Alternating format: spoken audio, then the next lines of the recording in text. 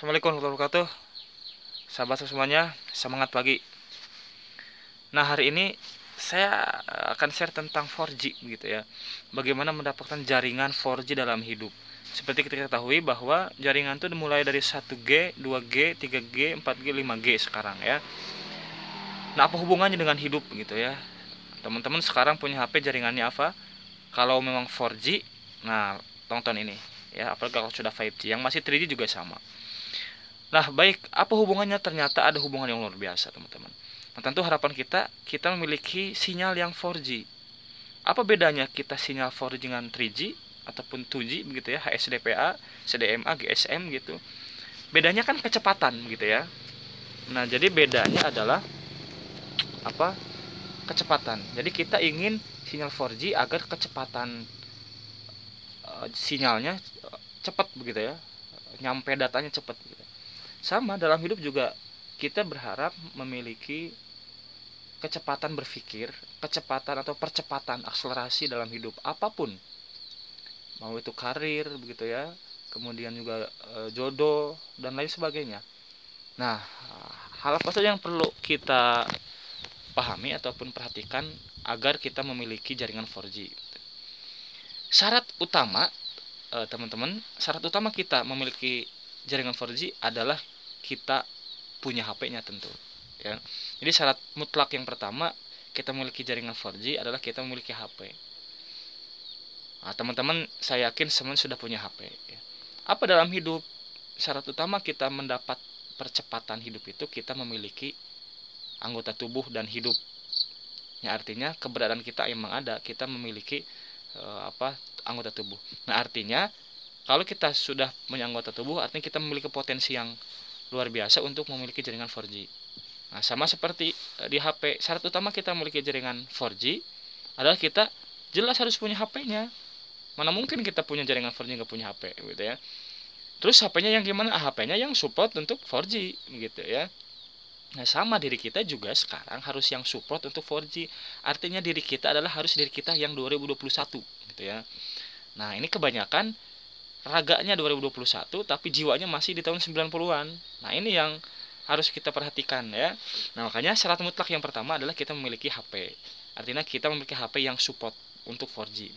Sama dalam hidup kita memiliki jiwa raga yang support untuk 2021 perkembangannya. Oke. Yang kedua, cukup dengan HP? Belum.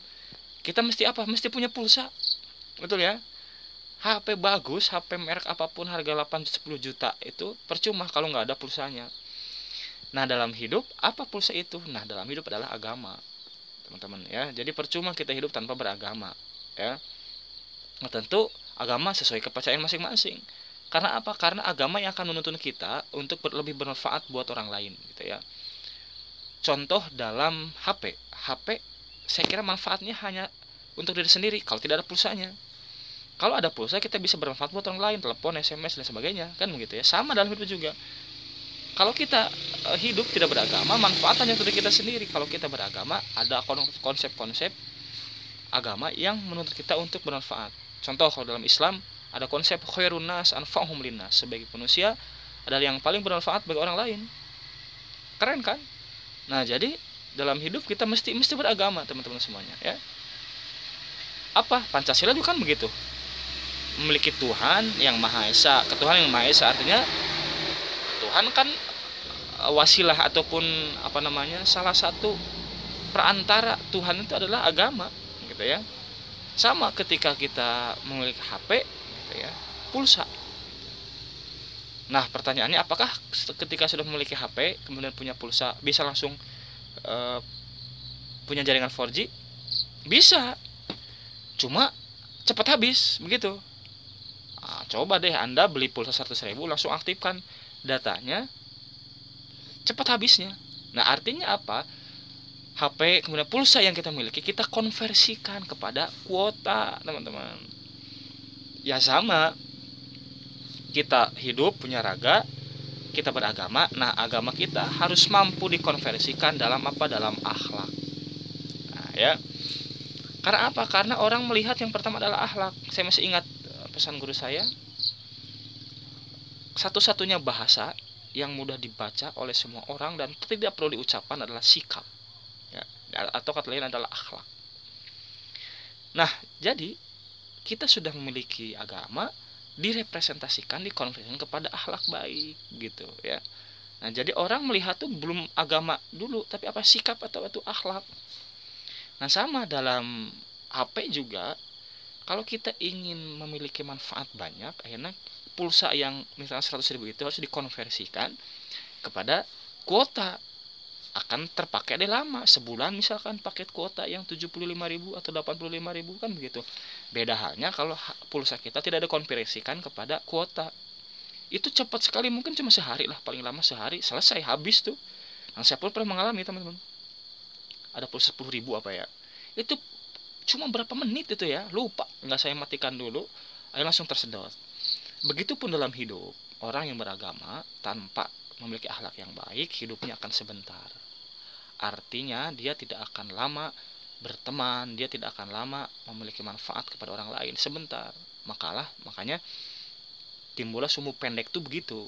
Agamanya tidak mampu dikonversikan kepada akhlak yang baik ya. Nah, jadi syarat mutlak itu satu, punya HP, kedua kita punya pulsa, ketiga kita konversi kepada kuota. Dalam hidup kita hidup, alhamdulillah sudah hidup. Yang kedua punya agama, alhamdulillah kita beragama. Yang ketiga agama kita konversikan kepada akhlak. Nah, ini yang perlu kita perjuangkan. Nah, oleh karena itu setelah itu maka bolehlah muncullah 4G gitu ya. Muncullah jaringan 4G, jaringan yang cepat, tercepat sekarang sebelum 5G. Nah, bagaimana agar kita memiliki jaringan 4G? Rumusnya 4G tadi 4G gitu ya, G. Nah, apa Mr. John? Apa Kang John G-nya itu? G yang pertama begini. Jadi ini untuk pegangan, terutama untuk umat Islam gitu ya, karena saya muslim. G yang pertama adalah Anda giatlah ke masjid gitu ya, gemar ke masjid gitu. Kenapa harus masjid? Karena begini teman-teman, tidak akan beranjak manusia atau anak Adam sebelum ditanya 4 hal. Salah satunya adalah masa mudanya dipakai apa gitu ya. Nah, kalau kita masa muda kita sering dipakai ke masjid, minimal kita bisa mampu menjawab bahwa ya Allah, masa muda kita dihabiskan di masjid gitu ya. Yang kedua, orang yang terpaut hatinya ke masjid itu akan mendapat kebaikan, keberkahan, dinaungi katanya kan begitu. Nah, jadi anak muda, G yang pertama adalah gemar ke masjid gitu ya. Anda punya agama apa, silahkan gemar ke tempat Anda beribadah gitu ya. Karena saya Islam, gemarlah ke masjid teman. Ke masjid itu diam saja niatnya kita baik, dapat pahala. Apalagi nah kita G yang kedua, sudah giat ke masjid. Dua, giat ibadah. Datang ke masjid tidak hanya numpang wifi atau tidak hanya selonjoran duduk-duduk tiduran, tapi kita giat ibadah gitu ya. Apa ibadah? Ibadah itu al-ibadatu huwa ismun jami'un likulli ma yuhibbuhullah wa yardah minal aqwali wal af'al dhahira wal batina. Nah, ibadah itu apapun yang Allah cinta, Allah ridho, Tuhan suka, Tuhan ridho dari perkataan, perbuatan yang terlihat, yang tidak terlihat. Ya, itulah ibadah. Jika teman-teman sekarang ketika melihat video ini kemudian mendoakan saya, Tuhan suka, suka, itulah ibadah. Jadi ketika masuk ke masjid, apa yang bisa dilakukan ibadah? Ada sampah, ambil. Ada sampah, sapuin. Ya, kita bantu beres-beres, itu ibadah. Ya, jadi G yang kedua, giat ibadah. Nah, G yang ketiga, salah satu kunci ibadah, tiangnya agama adalah giat sholat. Ya. Oleh karena itu, saya malam diundang di DKM Al-Ikhlas. Ya, saya bilang juga sama, harus giat sholat, karena sholat itu adalah tiang agama. Bagaimana mungkin kita membuat sebuah bangunan tanpa tiang?